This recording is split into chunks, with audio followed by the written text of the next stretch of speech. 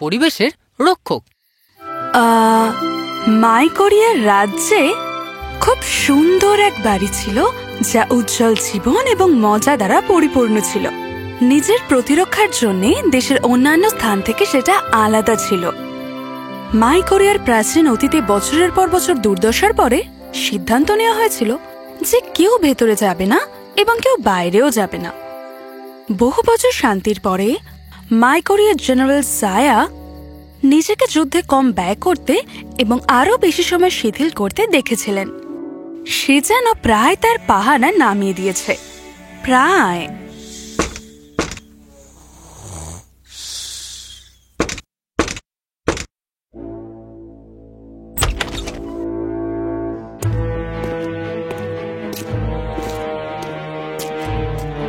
সরে যাও মাঠ।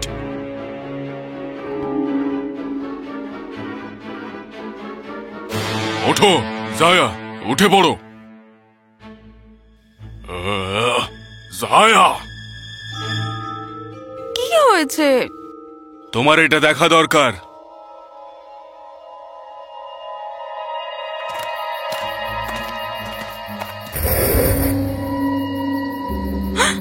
কি হলো? আমাদের সার্ভেয়াররা আজ সন্ধ্যার আগে একটি গোলমাল আবিষ্কার করলো। ঘন্টাখানেক খোঁজাখুঁজির পর এমন একটা জায়গা আমরা খুঁজে পেলাম যেখানে কোনো বায়োলুমিনেসেন্স নেই। তোমার কি মনে হয় বেক্স? ভালো লাগছিল না। আসলে এটা একটি জীবন্ত দুঃস্বপ্ন ছিল।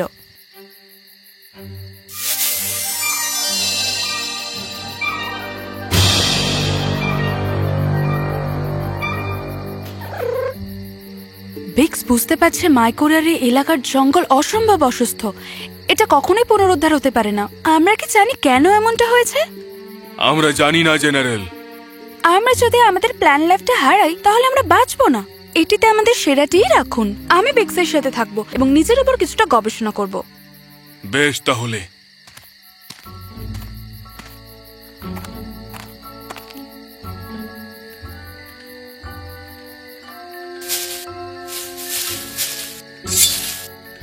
প্রস্তুতি নাও বেক্স।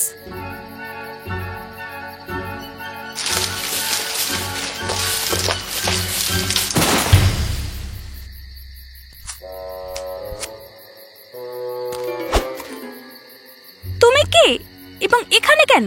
আমি কিছু করার আগে কথা বলুন, না হলে পরে কথা বলতে পারবেন না। হে দেবী, আমি তেমন কেউ নই। মনে হচ্ছে তুমি চিন্তা করার মতো বিষয়। আমি কিন্তু ওর ভাবনার সাথে একেবারে একমত। বেশ বেশ, আমি হলাম তাইনান। আমি এবং দলের বাকিরা নদীর সুরক্ষা ফাঁকে দিয়ে ভেতরে ঢুকে পড়ি। আমি জেনারেলের সঙ্গে কথা বলতে চাই। তুমি তার দিকে তাকিয়ে আছো।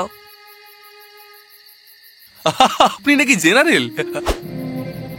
দুঃখিত দুঃখিত, আমি ক্ষতি করতে আসিনি, আমি সাবধান করতে এসেছি। দয়া করে আমার কথা শুনুন। আপনি কি আপনার কুকুরকে ডাকবেন? বেক্স। আর ও কুকুর না, ও একজন বায়োলমি ফক্স। সে যাই হোক না কেন, ভয় লাগে ওকে দেখে। আপনাকে দেখেও। ও কি কথা বলতে পারে? না, যথেষ্ট প্রশ্ন হয়েছে, দয়া করে বলতে থাকো। আমি এখানে ক্ষয় রোগের ব্যাপারে সতর্ক করতে এসেছি। এটা ভয়ানক অসুখ। আমার মনে হয় আমরা নিজেরাই অনেক কিছু বের করে ফেলেছি। আপনি যেখান থেকে এসেছেন সেখানে ফিরিয়ে নিয়ে যাওয়ার জন্য আমি আমার লোকেদের পাঠাবো। মাইকোরিয়ায় কেউ ঢুকবে না। দাঁড়ান, এটা খুবই ছোঁয়াচে। আবার বলো।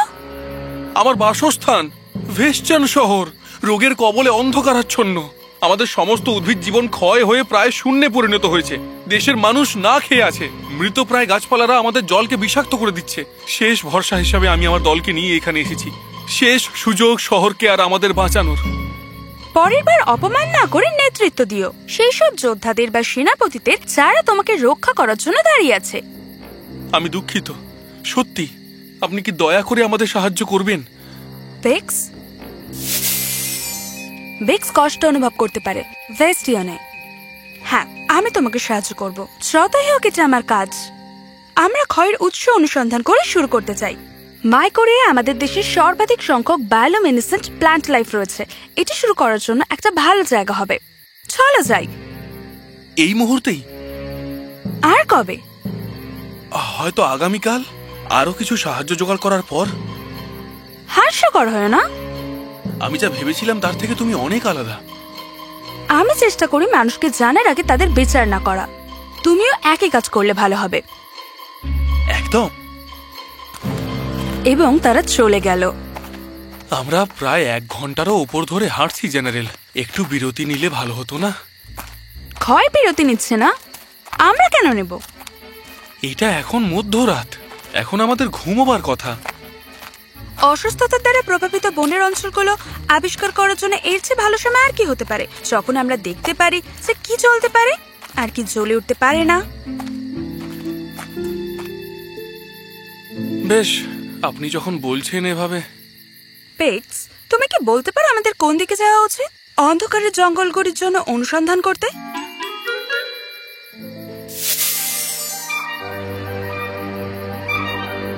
এই দিকে। যদি কিছু মনে না করেন, আমি জানতে চাই যে আপনি জেনারেল কিভাবে হলেন? আমি আমার বাবার কাছ থেকে উত্তরাধিকার সূত্রে পেয়েছি। তিনি ছেড়ে দিলেন কেন? তুমি মরে গেলে মাইকোরিয়ার যোদ্ধাদের নেতৃত্ব দিতে পারবে না। ক্ষমা চাইছি, আমি জানতাম না এটা। তুমি কিভাবেই পারবে? তুমি মূল শহরের প্রাচীরের বাইরে বাস করো। এই ধরনের তথ্য সেখানে পাওয়া যায় না। আর আপনার মা? তাকে চিনতামই না। এটা অবশ্য ভালোই। এর মানে কি বলতে চাইছো? আমার মা 2 বছর আগে গত হয়েছেন। আমি খুবই দুঃখিত, আমার বলা উচিত হয়নি। হ্যাঁ ঠিক আছে, এসব তো আগে থেকে জানা যায় না। আর আমার বাবা, তিনি ব্যাপারটা ভালোভাবে নিতে পারেননি, তিনি হারিয়ে ফেললেন। ঠিক কি হারিয়েছিলেন? মানসিক ভারসাম্য। আগের মতো আর হতে পারলেন না। তার সঙ্গে দূরত্ব বাড়তে লাগলো, আর অবিরাম তিনি দুঃখের কথা বলতে লাগলেন। স্বপ্ন দেখতেন নিজের যন্ত্রণাগুলো থেকে মুক্তি পাবার, কিন্তু কষ্টগুলোকে এতটাই আঁকড়ে ধরেছিলেন যে সুখের খোঁজ আর কোনোদিনই পেলেন না। আমারও আর সহ্য হচ্ছিল না, তাই আমিও ছেড়ে গিয়ে দলে যোগ দিলাম। আপনাদের গ্রুপকে নিজেদেরকে এই নামে ডাকে, দল? নামটা এতটাই সহজ যে ভুলে যাওয়াটাই কঠিন। আমি তোমার বাবার জন্য দুঃখিত। আশা করি তিনি শান্তি পাবেন। দুঃখ একটা দানব, এমন একটা জিনিস যেটা আমরা দুজনেই খুব ভালোভাবেই জানি। হয়তো তাই। আমার মনে হয় কিছু একটা হচ্ছে, আমাদের যেতে হবে। তুমি কি তৈরি? কিছু একটা ঘটতে চলেছিল, কিন্তু তারা সত্যির মুখোমুখি হওয়ার জন্য প্রস্তুত ছিল না। কিন্তু এখন তারা অতিক্রমের জন্য কি বা করবে? এবার আমরা কি করব? সমস্যার উৎস খুঁজে বের করো, যাও। আমার সাথে থাকো। এমন নয় যে তোমার আত্মরক্ষার কোনো সত্যিকারের আশা রয়েছে। আমার মোটেই ভালো লাগছে না। আমার জন্য দাঁড়াও।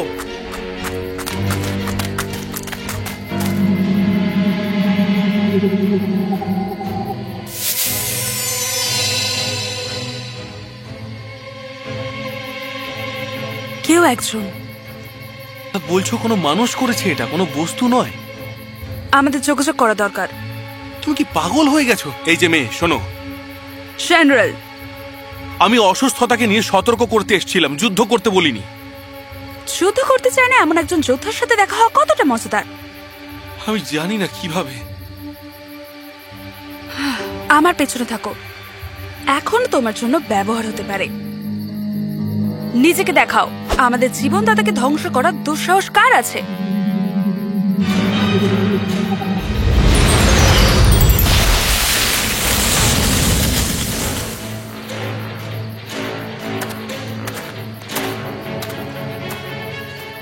আমাদের ব্যাকআপ দরকার। গুলি চালাও। মোর্চার সাথে যোগাযোগ করার উপায় আমার কাছে নেই। তাড়াতাড়ি। তোমার সেই ব্যাগে এমন কি আছে যা আমার যোদ্ধাদের কাছে পৌঁছতে পারে?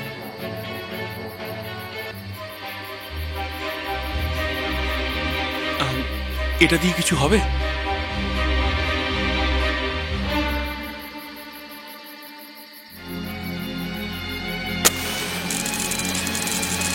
আমাদের আশা করতে হবে।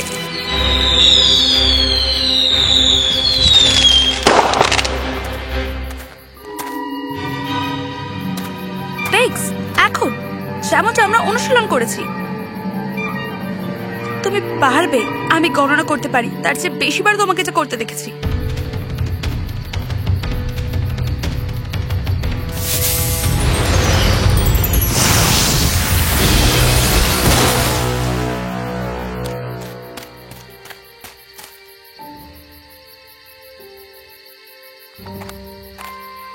তুমি কি এই লোকটাকে চেনো? আমার বাবা।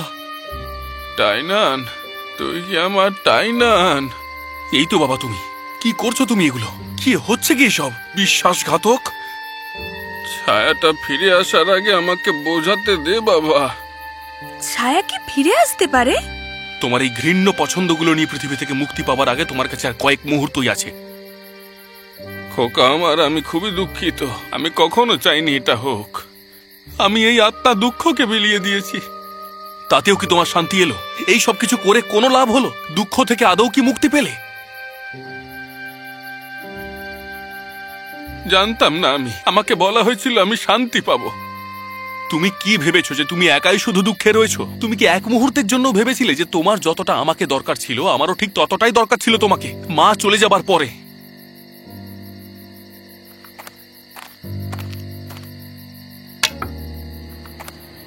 এখন এসবের সময় নয়। খোকা, আমারও তোকে দরকার ছিল। এই জন্যই আমি আর থাকতে পারিনি। আমার খেয়াল রাখা তো তোর কাজ নয়, তাই না? একটা পরিবারের কাজই হলো খেয়াল রাখা। যদি সে সত্যি তার আত্মাকে দুঃখের কাছে বিক্রি করে দেয়, তবে সে হারানোর একটি কারণ। সেই ছায়া যে কোনো মুহূর্তে ফিরে আসবে এবং আমাদের লড়াইয়ের জন্য প্রস্তুত থাকতে হবে। খোকা রে, আমায় ক্ষমা করে দে। আমি নিজেকে ক্ষমা করতে পারবো না। আমি বুঝতে পারছি ওই ছায়া ফিরছে। সুরক্ষিত করো নিজেদের। মাছ কোথায়? নিশ্চয়ই তিনি শিক্ষা দেখেছেন। জানি না ওকে কিভাবে হারাবো। এই ক্ষমতা আর কষ্ট থেকে কিভাবে বেরোবো জানি না।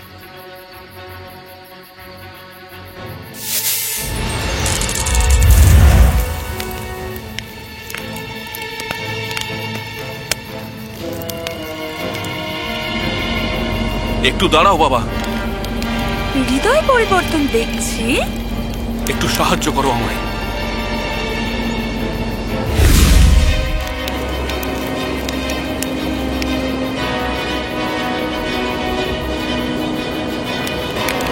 এখন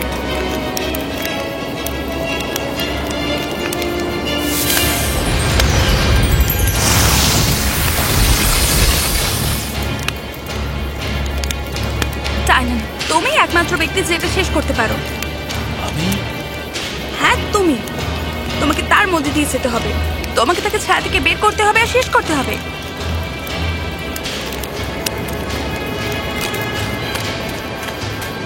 বাবা, আমি জানি তোমার কিরকম লাগে। এই কষ্টটা আমাকেও রোজ কুড়ে কুড়ে খায়। আমি জানি না এটা থেকে কিভাবে মুক্তি পাবো, কিন্তু এটুকু জানি যারা তোমায় ভালোবাসে সেই আপনজনদের থেকে পালিয়ে গিয়ে পাবো না। কষ্টের সঙ্গে আপোষ করলে তুমি এটা থেকে কখনোই বেরোতে পারবে না বাবা। মাকে মনে করো, মায়ের হাসিটা মনে করো। মনে করো সেই দিনগুলো যখন আমরা সমুদ্রের ধারে ঝিনুক কুড়িয়েছি, সূর্যের রোদ লাগিয়েছি গায়ে। সূর্য, আমি জানি এই সব তুমি চাও না। এগুলো তোমার কষ্টের জন্য হচ্ছে। বাবা, আমি মন থেকে তোমায় ক্ষমা করেছি। আমি তোমার সঙ্গে আছি। তুমি একা নও, আর কখনো হবেও না। আমি কথা দিচ্ছি। খোকা, আজ আমি খুব খুশি।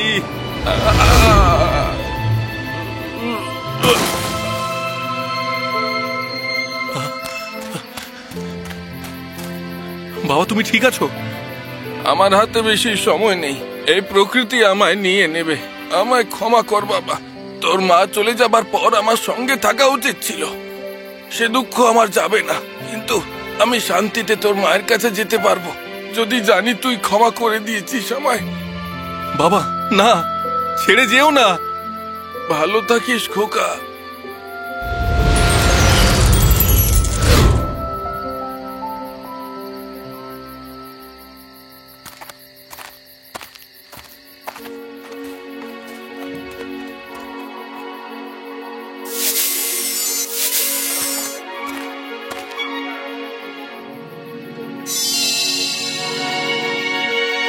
এটা আর বাড়তে পারবে না।